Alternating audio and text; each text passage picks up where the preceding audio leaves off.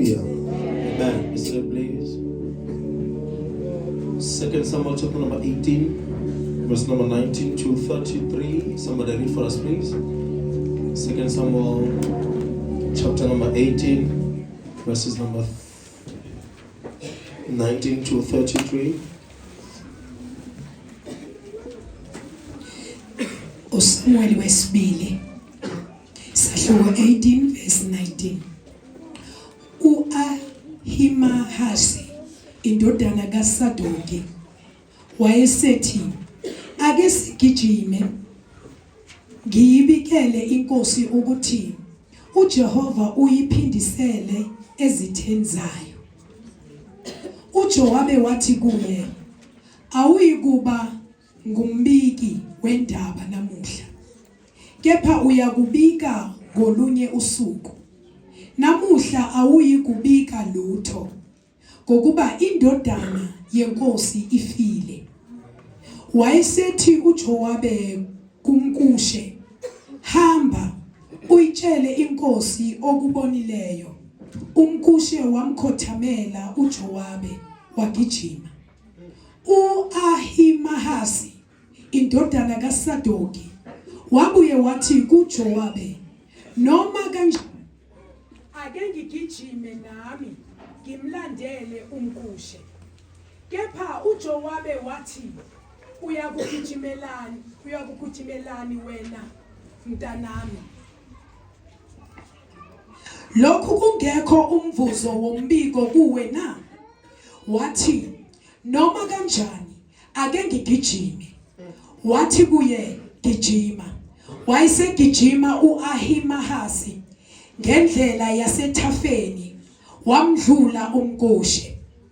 uDavide wayehlezi emkhathini wamasango omabili.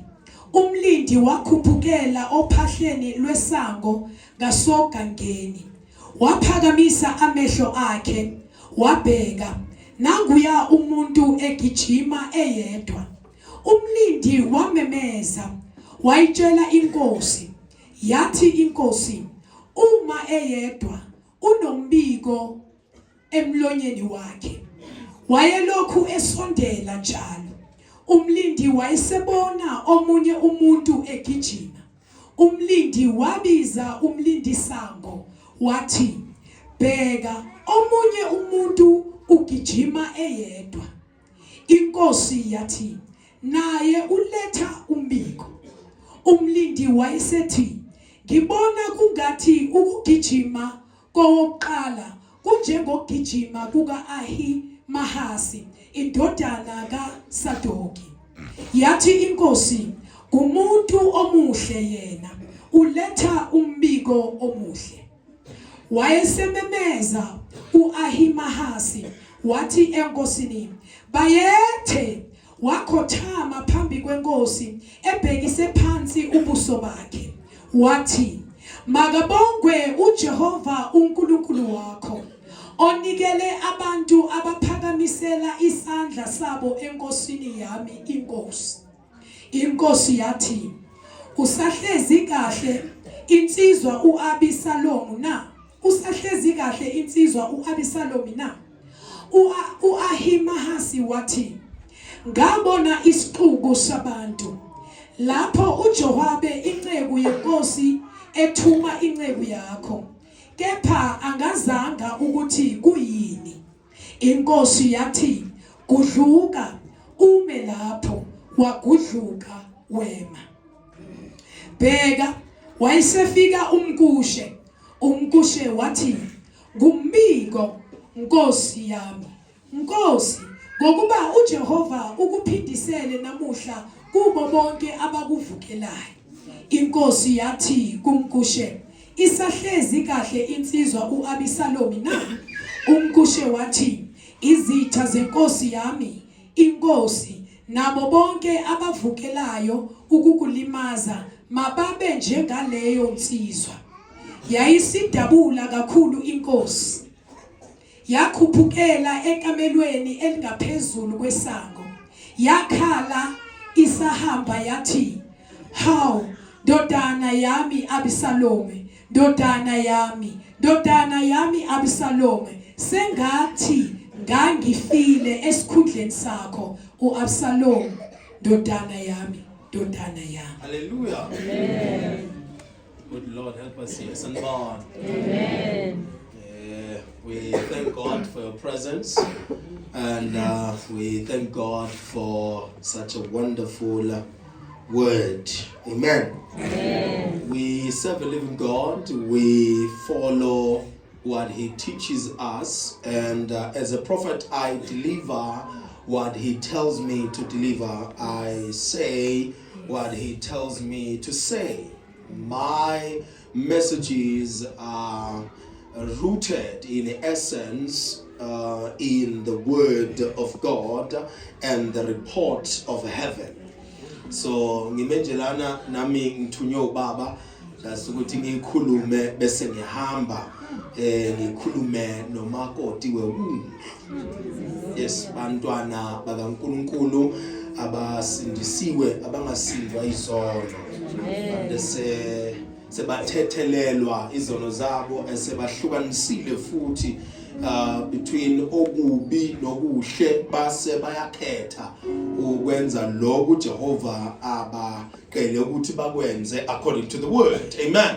Amen. So size nje ne message nje lula ukuthi is about to start the last month of the first quarter, which is June. We are going to see and hear a lot of reports. This month carries a lot of things and a lot of reports. As prophesied during the all-night prayer, the Father said this month of June will be a month of reports. Noma uyafuna, noma ufuni, uyobudila nama reports this season. Noma uyathandaza, noma awuthandazi, siyobe sidila nama reports this season. One of the most underrated forces in scripture is the power of reports. Sanbona. Yeah. One of the most powerful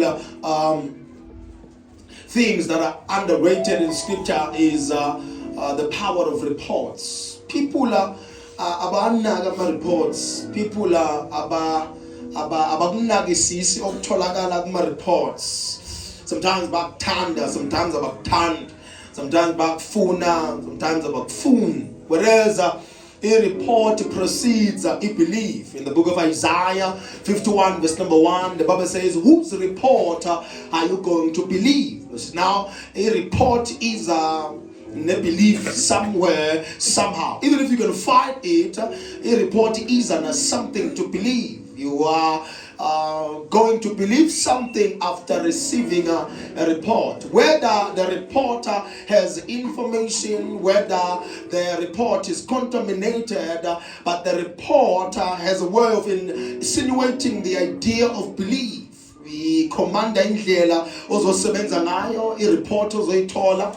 Wareportelwa in the better futhi nawe uyowenza into engenabo uNkulunkulu better. Kingdoms have risen because of reports. We have seen that kings have been inaugurated. Babeke of course because of a report. Abantu bathola imisebenzi because of a report. Abantu demotiwe because of reports. Battles have been won because of reports, and some of them have been lost because of reports. Destinies have been accelerated, and some of them have been destroyed because of reports. Because a report is not merely just information. A report is intelligence that carries within its chambers consequences. Nikhona kodwa ngani zakwe umbiko unamandla, umbiko unesandla, umbiko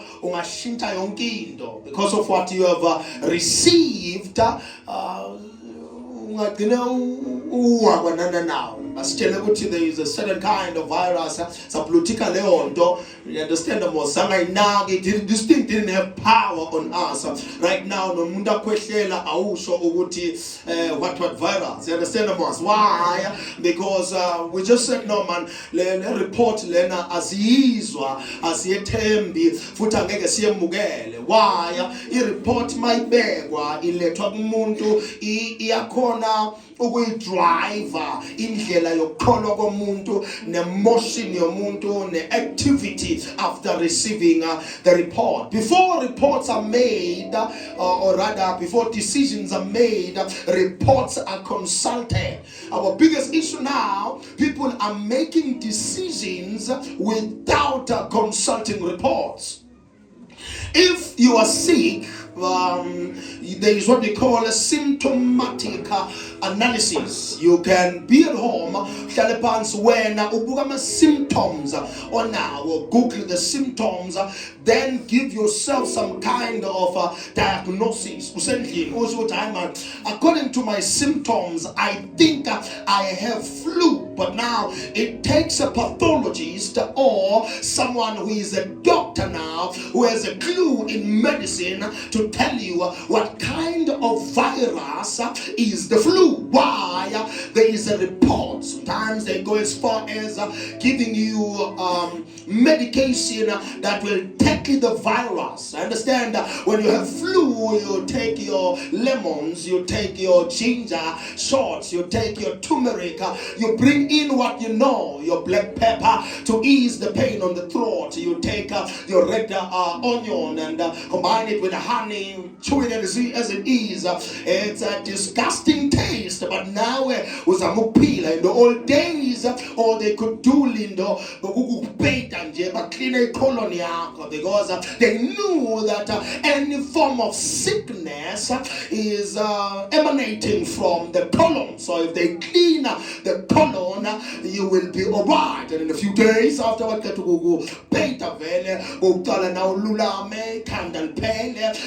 they did what we call symptomatic analysis.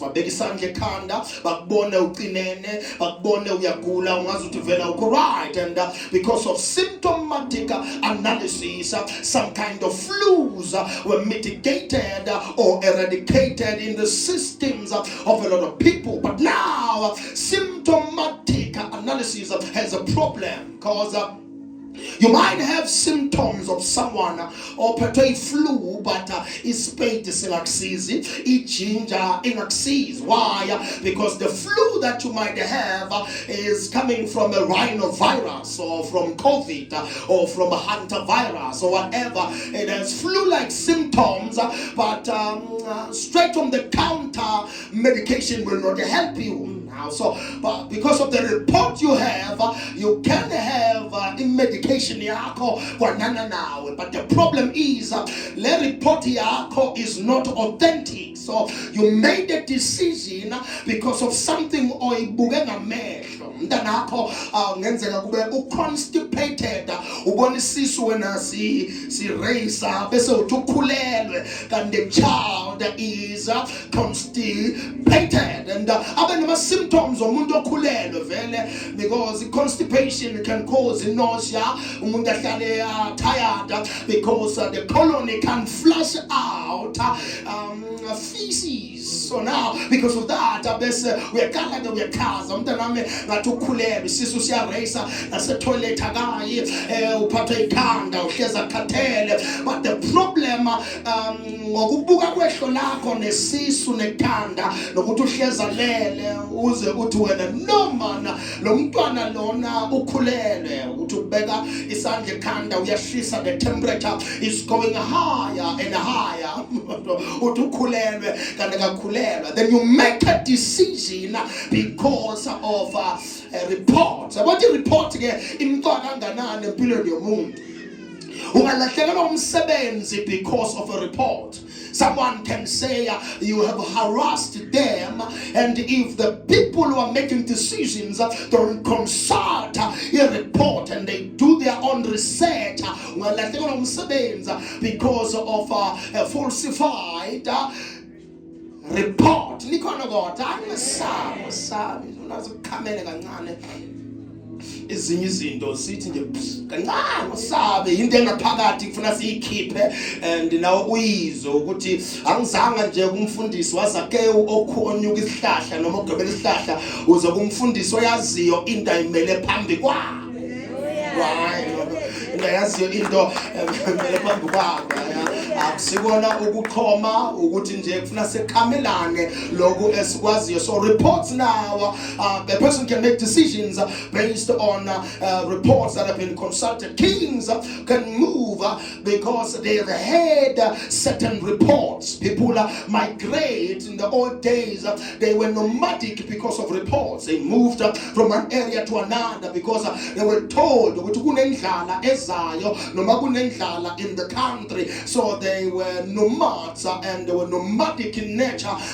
Move because they were telling them kunamanzi angcono ngapha, kunamadlela angcono ngapha, kunendawo enjanjani ngapha. You understand about? Because of reports we can move. Pay attention now. Lasiya khona kuyadingeka lokho enkuletha manje. Lesyo angifuna sifike simemeze kana uzwanga next. Funa sifike kahle lento. So amanye ama movements are controlled you report. Abanye ngeke move ingekho ini report. And then now before judgments are passed, reports are presented. When you go to court, and I would advise someone to go there before they are forced to go there, so that you see how a court session is conducted. Now the lawyer of the accused have to bring a report, and it is classified as evidence, and they bring it before the lordship, who is the judge, whether the case is civil or the case goes beyond that. The paralegals that are there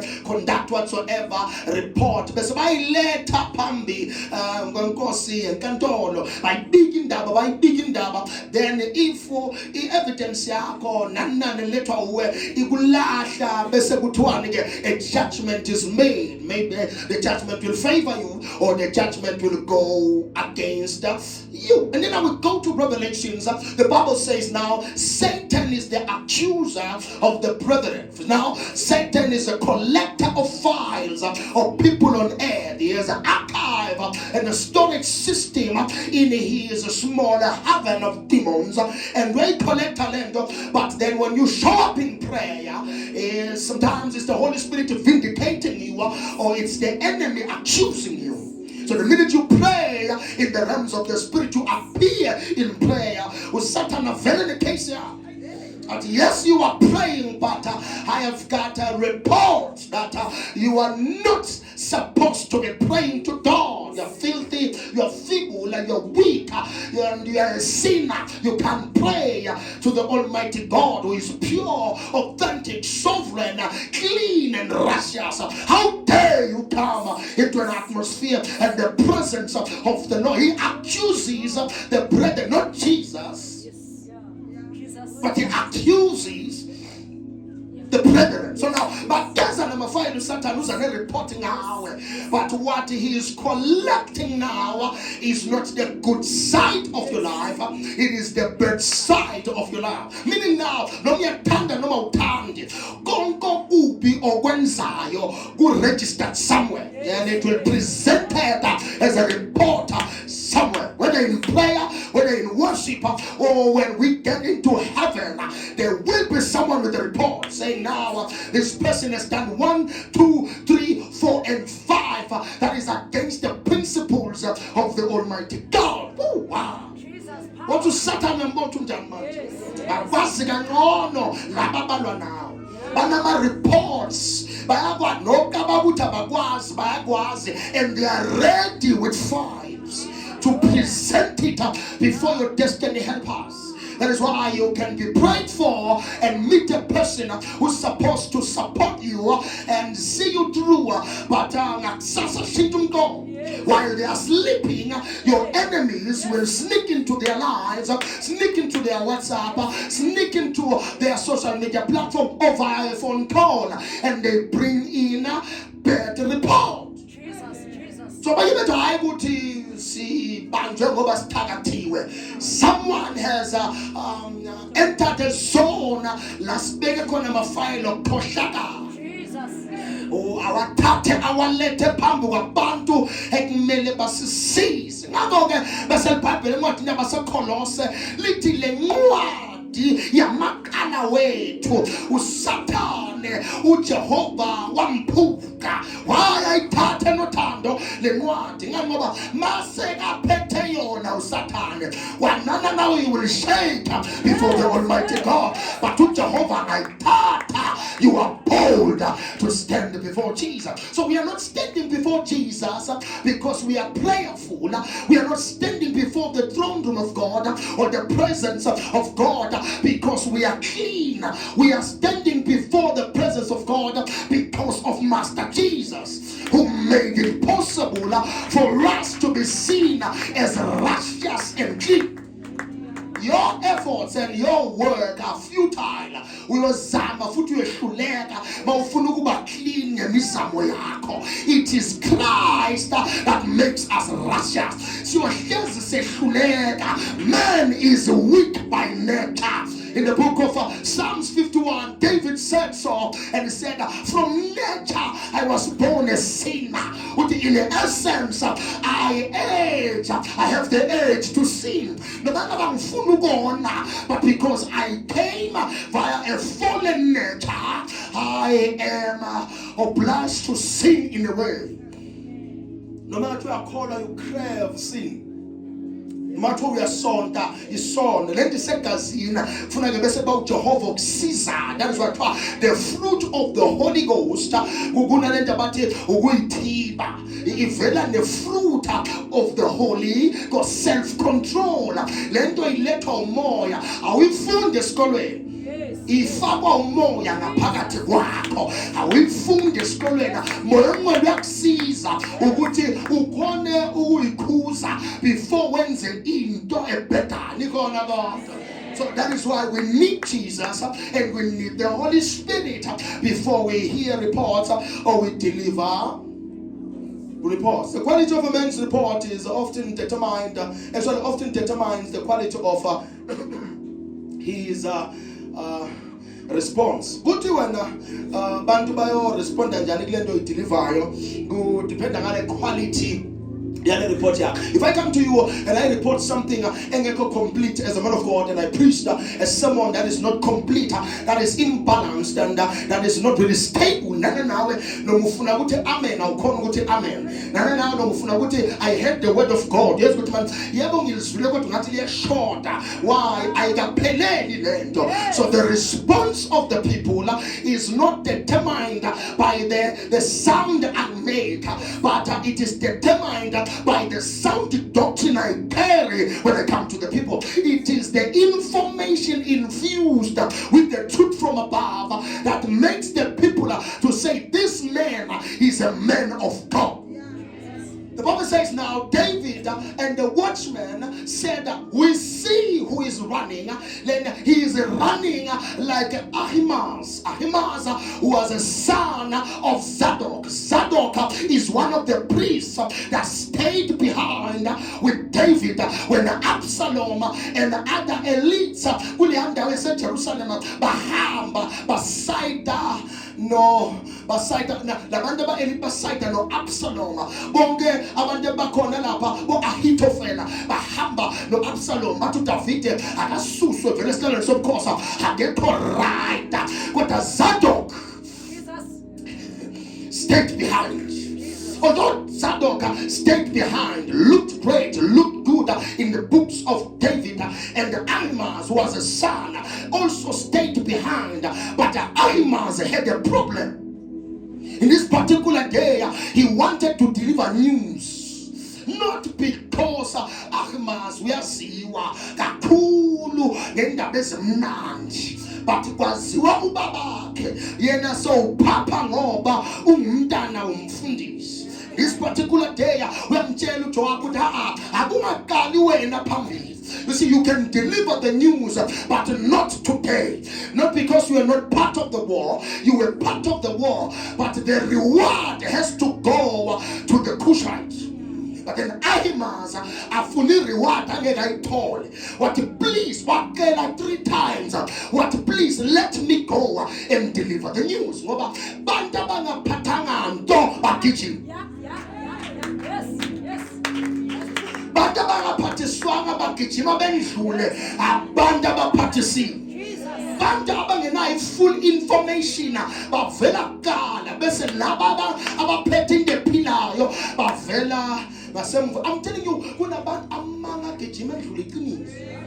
Thola abantu endaweni sebakholwa futhi bashayela amanga izandla uthi wena ufika neqiniso bese kubungaza ukuthi iqiniso siliphethe Constance manje amanga kanti amanga ilenda bayemukele njengeqiniso. Asho njalo via the voice of Isaiah to woe unto you if you call it evil good and if you call it good evil. Why asho njalo Isaiah is because le season ezayo le esikuyona thina mina nawe sekubhilivelwa entweni efile kunento ephilayo. That is why even Jesus, when he died, before he died, he told them, yes, I will be buried, but I will not be in the tomb. But because they had to touch the place, survey the place, search the place for them to confirm. Even when he told them, even if you are a real prophet, they will doubt you until God confirms, and they will doubt you again. Even if you are a real saint, they will doubt you until somebody else and God confirms to them, and they will doubt you again. Why? They are Christians. Banabantu babo abababona bafanele ukuba abazalwane.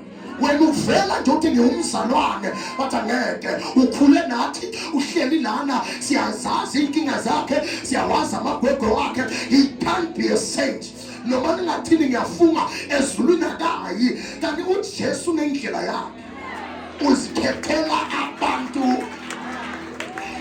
Continue to teach here. I think I'm share. I think I'm laughing. But let me continue now. So now it means this month is a Galaxasa. It's going to be a great month. But 3 things are going to be happening. Heaven will be examining the reports about you.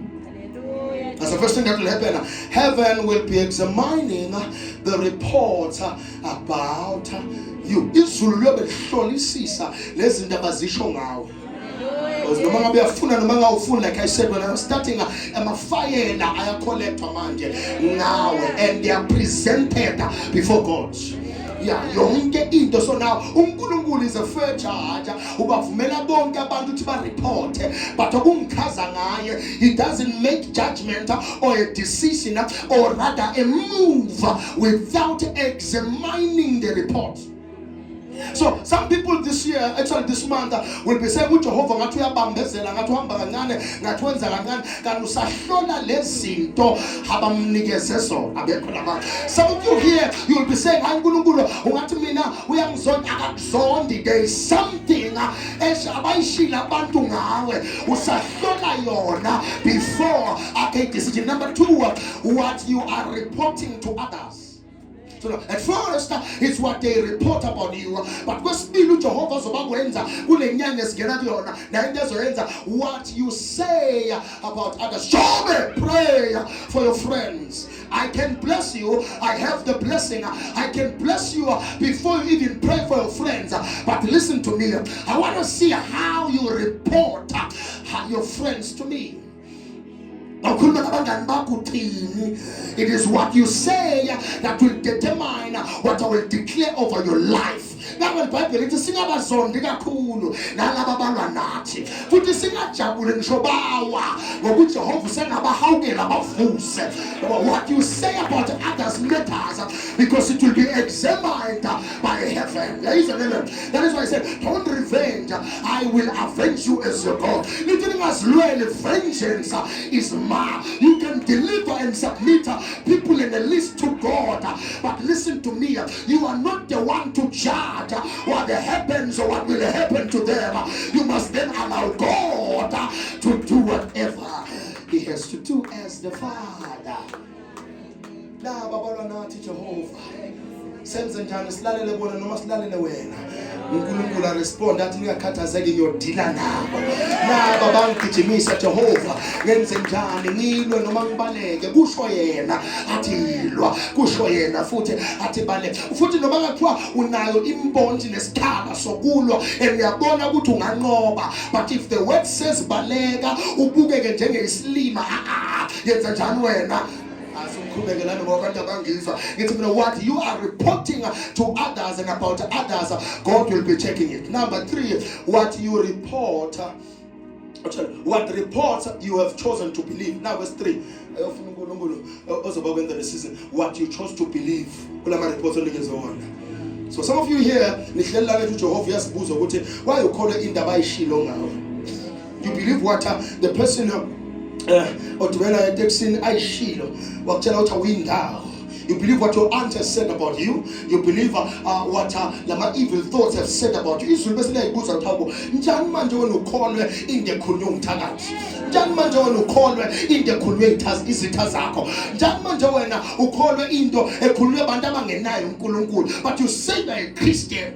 That is why sometimes I told you believe in me, trust my word, trust what I said, trust need to believe in the prophet and you will prosper. Prophet, I in the show history, I in the show when I call into a show bandabanga, but the devil is a liar. What the word says comes first, Acts chapter number 10 verse number 4, the Bible says that the reports of Cornelius ascended to heaven. Cornelius, umthandazo wako nomnikelo wako ubonakelo phindwe swakala kuphi have a report so good to a level that ezulwini they observe you every day. Have a report so good and so gracious that not ezulwini but ikhona ukhona uMuhammad emhlabeni, ukhona uSpiya emhlabeni, ukhona uFaith emhlabeni, ukhona uNeya emhlabeni. Mathiwa ikhona insani na kubalwa igama la. People have been looking at Elijah the right way, but I say, some of them have been looking at Elijah the wrong way. Why? I'm saying I thought Elijah was the most powerful prophet, but there were other 70 prophets hidden, but yet in their midst. They were replicas or people who can cover the frequency. And then I cover who Elijah. And God never said they should command the rain. When Elijah stopped the rain.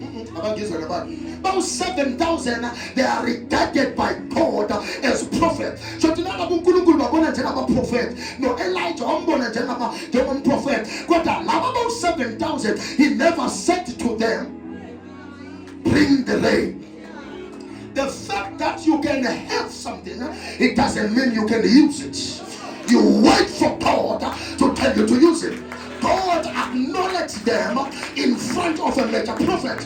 He said there are 7,000 more prophets in the same land. He was telling him I can use them. So now I'm full of shock. The fact that you are in obscurity, it doesn't mean God doesn't see you. The fact that usayakasiwa igama lakhe laziwa usayakabonakala izinto zenzayo akakhuluma ngazo akusho ukuthi ufuna ufoster abantu ukuthi bazazi abantu basibone lindela uJehova. When it's your time for the spotlight, God will put you in the spotlight. When it's your time to shine, God will make sure that you shine. The book of Job chapter number 1 verse number 8, Job had a report that even reached the heaven, that reached heaven. Have you seen my servant Job? God knew that Job was rich.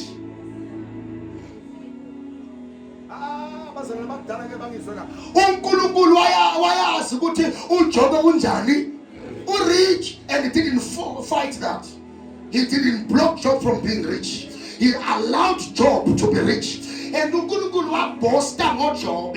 Na number 2 Job akebili. Abafuna ngizwe bokusibiya memeza Constance Job 1 verse number 2. Chapter number 1 and 2. Nabantu laba ngiyabandlela bambuka ngayo ngoba nifundiswa ukuthi inhlupheko holiness. Ngifundisa ukuthi okholwayo ufuna hlupheke. Nithi bebasha emhlabeni, bebashesina emhlabeni. Obani laba abangubo zabo zidabukile zimanapha. Nithi yilaba ababuye ekuphandlekeni bomhlaba. Bazamele bamakhandlela bacabanga ukukhandleka ungazuthi ngihlupheko. I want to bring a man today that God even advocated for. UNkulunkulu waposta ngendoda. Funda kwese Job 1 verse number 1. 4. Kukhona umuntu ezweni laseUzi. Yes. Ogama lakhe lalinguJobe. Wena ke ukhala ngendoda egqoka iuzi uthi wena indoda ongayithandi kodwa iuzi yaseBhayibhelini anibashiyele abantu la. Kwakukhona indoda ayabekho abantu bamnana yakuphi Ezweni laseUzi. iuzi ayivelman ukuthi lo advocatele iuzi akakwazi uyiveza ngendlela yakhe. Kube kahle wayiveza ngale ndlela le iuzi ngayidulile iLouis Vuitton lena kuthiwa kwakunendoda yaseUzi. Ayikubeka khonseza ke bangizwe labantu thina sifuna into ehambisana nezwi. Wena ugqoka iuzi uyayifika ivezele ndiseBhayibhelini man. Kubeka khonseza kwakunendoda yaseUzi. Ogama lakhe lalinguJobe. Yes. Lo muntu wayengenasici elungile. Wayenjani futhi? Kubeka consensus. Wayebesaba uNkulunkulu. Number 3, these are the accolades. Ajobe akamoya. These are the accolades. Ajobe akamoya. Wayengenasici, wayelungile. Futhi wayemesaba uNkulunkulu. That's what qualifies you ukuthi izulu libooste ngawe, ukuthi izulu lishaya izandla ngawe, ukuthi izulu likhulume ngawe nabanye abantu. Ube umuntu olungile, ube umuntu ongenasici, ube umuntu omesabayo uNkulunkulu. Alishongo ukuthi bengakwazi ukushaya ithomoya, alishongo ukuthi akwazi ukukhwepha, but lithi bengangenasici sesiqhaqhile asingabi nesici. Sesishayile ithomoya ngamsabetho asibese sibabantu abalungile phambi kwaJehova. Asimesaba uJehova, singesabi ama-choir masters bese siyesaba bese samesabi. Wayelungile, wayengenasici futhi wayemesaba uJehova. So before we use you, we have to ask you, ulungile na? Wena nesiki nihambisana kanjani? Are you friends with the sick now? No, asesiqhubeke manje uyamesaba na uNkulunkulu. No, asaba ukuthi udriver moto bani. Uyamesaba na uNkulunkulu. Asibuza ukuthi usebenzaphi. Sibuza nje ukuthi Carlos Evata uyamesaba na uNkulunkulu. Ngoba ngayidrayiva iRange Rover. But inkinga yakho umesaba uNkulunkulu. Mahlala endlini enkulu. I-problem yakho awumesaba uNkulunkulu. These are grounds yokuqeda ubungani nomuntu. Wayinahlukana naloya akamesabi uNkulunkulu. Wayesakhulumisana akamesabi. Abantu bakhuluma nabo angazi ukuthi yile elimazayo ngoba ngiza ngeqiniso libuhlungu namhlanje. Yeah, wayingasezwana kalunganga lo muntu. That person is not righteous. That is why we're no longer talking. He has a problem. So because he loves unrighteousness. He craves unrighteousness. We are shane somewhere no glory. We are some jablisi sono. Lugana na banda bangalunga. Ngeke balungso weba ulungso uJehova. Bakhelele bantu abangalu. Kwakunendoda ehlele uzi yayinjani Constance? Wayengenasici. Kubeka Elungile. yabo ukuthi ku-possible ukuyi-achieve lento yokulunga lokumesaba uNkulunkulu. Ya ku-possible lokuthi uphile emhlabeni ungabi naso nesisodisi. Mara wena inkinga yakho ufuna ukujaja abanye abantu. Ukulunga kwakho ukujaja ngokulunga kwabanye abantu. Ukulunga kwaziwa uwe kwazwe noJehova. Ukuthi abesaba uNkulunkulu asikuboni nje thina sibona abazalwa. Funa nobaba akubone. Ungasitsheli kakhulu ukuthi uyamesaba. Lithini izulu ngalokhu okuletha ezi reports? Lithini izulu ngawe? Liyavuma na ukuthi uyamesaba uNkulunkulu? If the heaven cannot attest to it, udlala ngathi. if izulu lingeke likufakazele ukuthi uyamesaba uNkulunkulu udlala kubeka consensus bangibuka kabi wayemesaba uNkulunkulu wayemesaba uNkulunkulu wabalekela okubi wayebubalekela okubi sokuthi okubi was within his reach but yena why singasayi lapha ingani ngoba abantu balapha abakubalekeli okubi bayakuthanda okubi. They love the atmosphere. La kunezinto ezimbi khona. They build centers around izinto ezimbi. Do you know that people nowadays are commercializing chaos? Nosothi imba ngeyiphele ngoba iningi imali etholakala via impi than ukuthula. Ukuthi angeke siphile futhi angeke siphole ngoba imali eningi itholakala kubantu abagulayo hayi kubantu abaphilile abekho ngapha siyoqhubeka sibe depressed.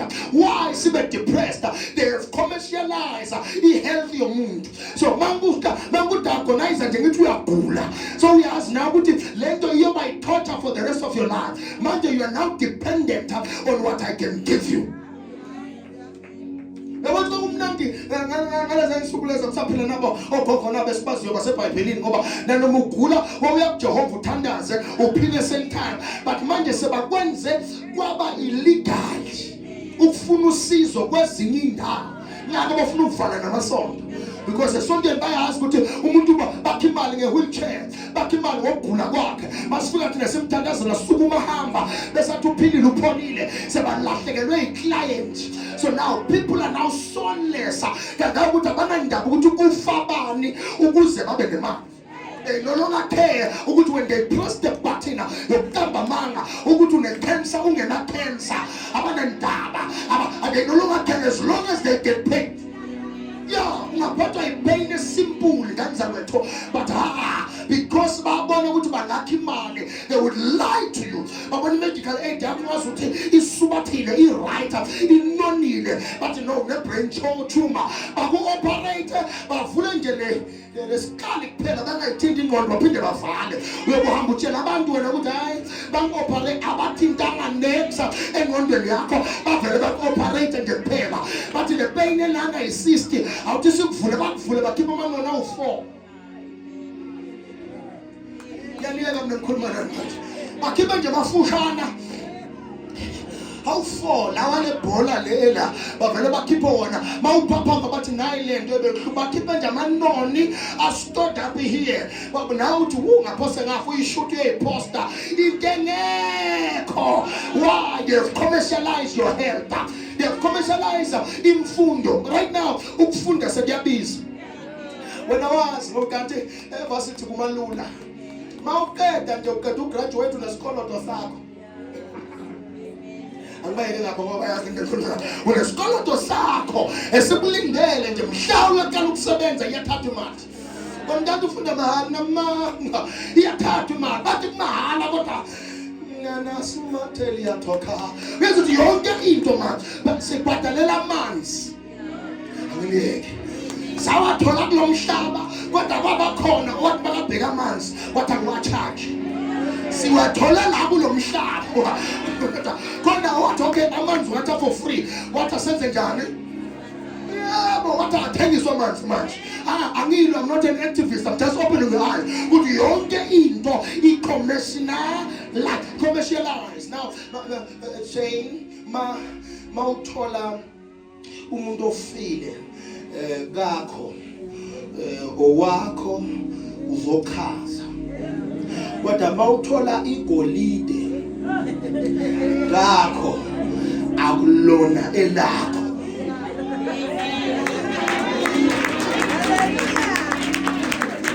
So the bad belongs to you but the good belongs to us. Sunborn. Njalo lona ngoba nguvula amehlo manje qhubeka bathi bathanda okubi qhubeka bathi bengathanda okuba kubalekela okubi qhubeka Jobe Nkosi yami.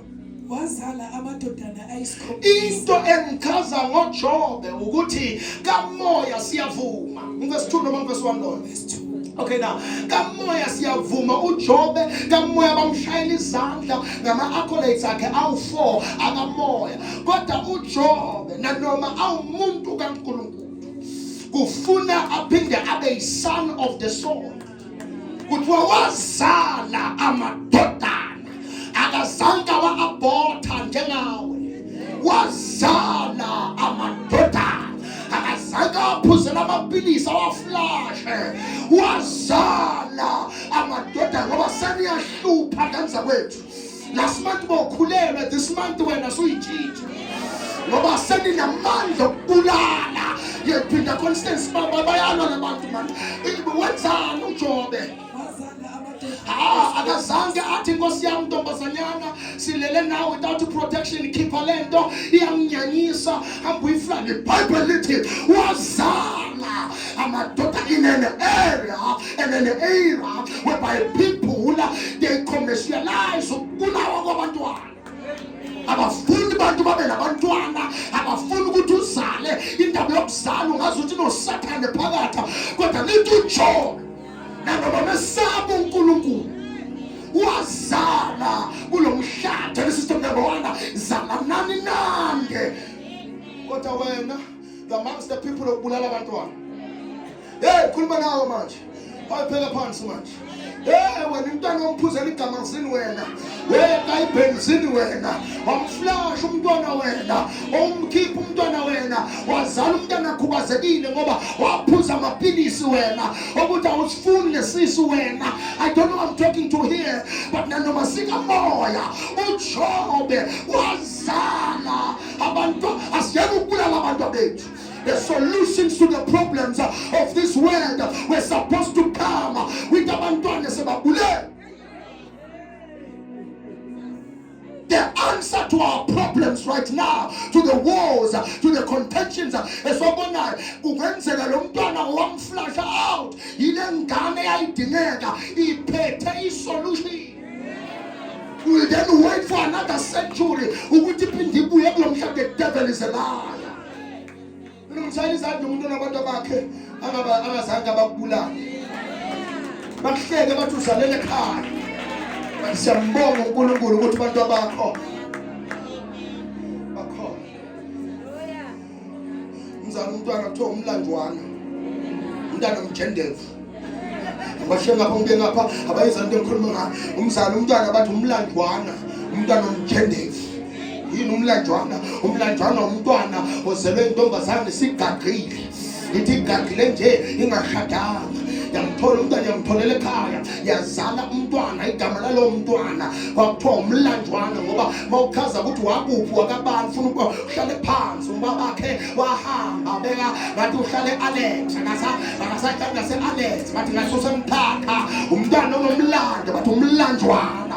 Umntwana womjendevu. Umjendevu intombazane endala ezele yasizala umntwana sigagile sinda esizulu lesininto lengane zakwethu yazala umntwana seyindala kodwa engashadile. Bese kubane ivesandlebe umntwana ozelwe emzini kushadiwe kodwa kwezwa naye sida kwashadwa ekhona noma uzale wazalela kule khaya kodwa akasiwa khona ekhaya kukaDlamini kodwa umntwana wakwaqele ivesandlebe le. Sanibona mfundisi wenzani manje ulanda lento engaka kunenabo abathi intandane. Yini intandane? Sakubona ngenza ukuthi intandane umntwana ongenaye umzakhe inaphela mina ngoba nina lento niyiphethe wrong. Right iphethwe yini? Umntwana othiwa intandane umntwana owashonelwa umzali oyedwa, kusaphila umzali oyedwa, leyo ke intandane. Kodwa umntwana ongenabazali bobabili akayona intandane, kuthiwa inkindili.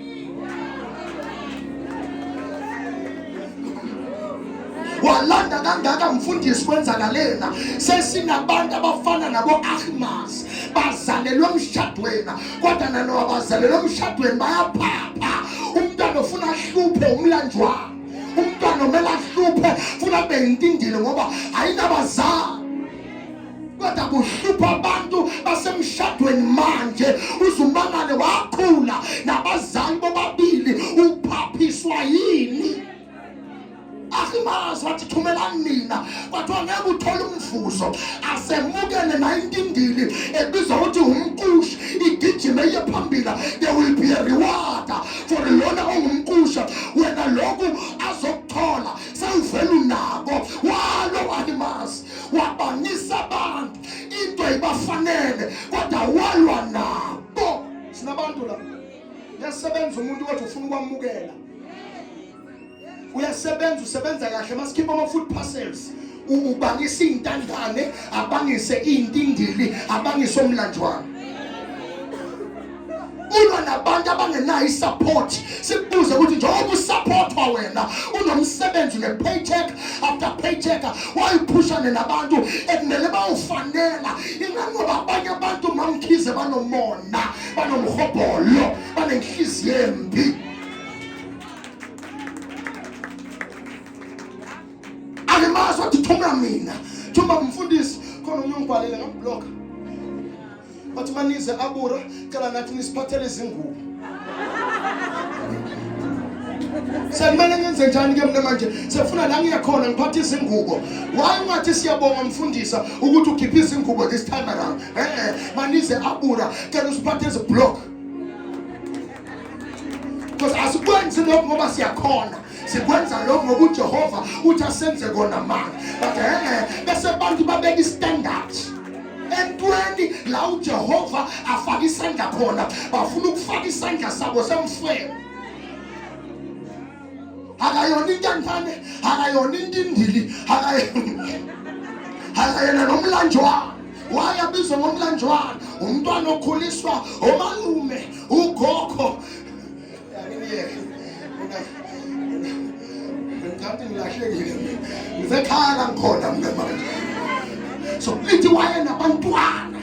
Usina umntwana noma ngaba intandane mphatha kahle. Kuyenzeka umntwana abe intandane ubaba phila kodwa free. Ngoba into emnandi ngokuba indoda ukuthi ngingakhona ukubaleka. Ngake impahla zethu zinamabhangi.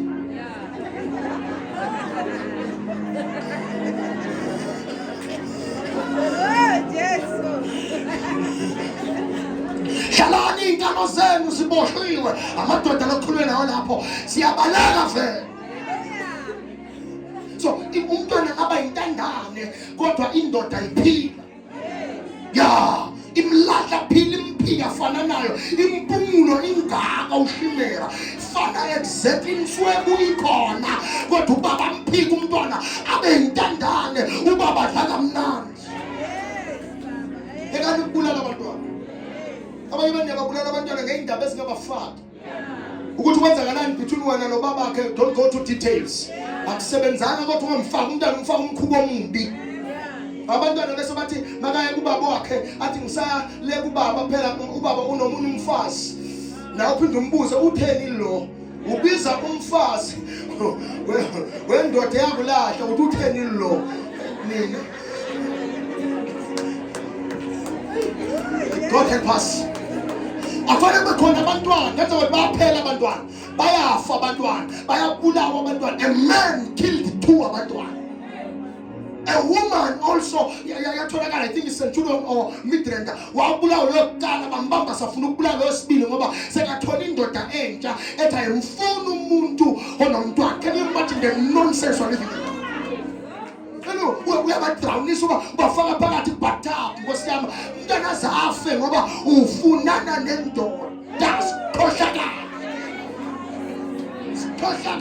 How can you kill abantwana for umuntu omusha? Umuntu bengaba ngamfuna umntwana wakho, funa omunye oyofuna abantu bakho noma umntwana. Jobe wayena the Constance. Wazala amadodana esikhombisa. Ayesikhombisa. Amadodakazi amathathu. Namadodakazi angakhi? Amathathu. Omunye wesibili engakusho ngani zakwethu. Zalani. Ngingubani mina? 7 wamadodana namadodakazi angakhi? 10. Jehova ingcwele. Fana God. No. Imali bayivuma. Hlakanipho bayivuma. Impatho bayivuma. indawo bayivuma, hlaba bawuvuma. Zazi yenza njani? Sikhathi basivuma yenza njani? That's God. Umani ngekarati. Oh, qhubeka lapho kwesizwe. Impahla yakhe yayizimvu eziyinkulungwane eziyisikhombisa namakamela ayinkulungwane ezintathu. Yini into emenza ukuthi abantu abantwana bawu-10 impahla khuluma Nkosi. Impahla yakhe yayizimvu eziyinkulungwane. This is the reason why waba nabantwana abangakhi. Why abantu abatheni funda concepts badisturbe imoto kodwa sizela ngeenyawo. Funda concepts. Impahla yakhe yayizimvu eziyinkulungwane. Nongenayo imoto sophethe isikhiya sakhe sisemkhukhwini sofuna ukusukuma aye khona. Hayi mina. Uyani. Uze ngeenyawo eyakhe imoto uyishiye egarage. Funda concepts wabe nabantwana abawu-10. Impahla yakhe yayizimvu eziyinkulungwane. Number 2 yini enye bekanayo? Namakamela ayizinkulungwane ezintathu. 9 futhi. Namabhanqa angamakhulu ayisihlanu. Yazi ukuthi uyabadinga abantwana mangabe unezinto ezingaka. Unezimvu kunamakamela uyakuthi uyaphithizela la khaya. Uyaphithizela nempilo imnandi. Wena umusic uzwa ngamakhelwane bawuthela abantu bakho kodwa. Awunalo nesofa bakho unebhang stool kodwa unathenwa abantwana. Abantwana balala embhedeni owodwa bowu-10 abadingi nezingubo, abanye balala babheke enzansi, abanye balala babheke enhla, akudingeki ingubo. Mangabe kungena amakhaza ngasemgogodleni uvela adonsa inyawo lasithembile alibeke la ushise aqhubeke nempilo. Lithi waye nemakamela waye nezimvu, that is why bantwana wase uba nabo ngoba imali ikhona lapha. Sithi sizala sibe sibuka ukuthi imali ikhona na. Balethe abantwana emhlabeni abantwana bahamba ngobhaka esikolweni, umntwana wakho uphethe incwadi ngeplastic le rice testic nayidonsa lapha emdustbin ngamakhelwane and fireman. Ijesu umntwana sola igoga from grade 4. Manje wa grade 7 sele crop top.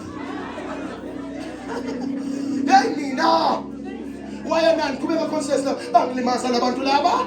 Umntwana agqoka amabhuzu size 7 ang size 3 ayina esikolweni umntwana uhambisa lapha kweRobocop.